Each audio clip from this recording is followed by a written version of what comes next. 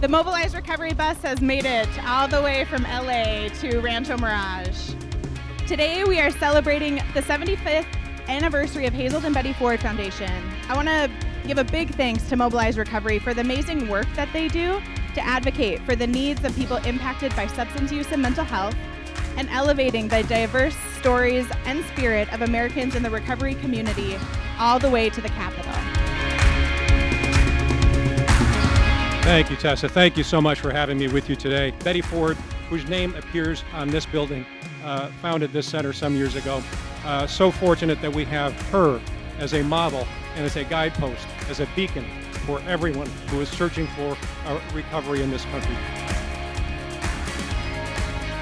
Being introduced to the advocacy movement and then learning about how it was formed and learning just how brave the First Lady was and the people that stood up and started to talk openly about addiction and substance use disorder. So today we're going to be touring the Betty Ford Center, and I'm so glad you're here.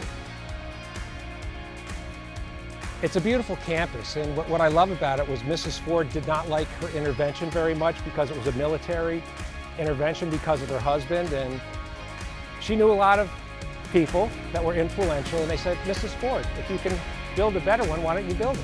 So it's a beautiful location, and I'm just so proud to represent it.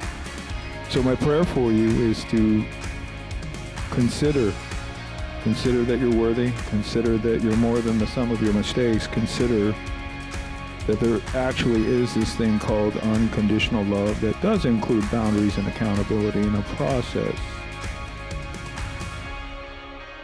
Now I have mirrors. I can look myself in the eyes, and it's all because of Mrs. Ford taking that one giant step.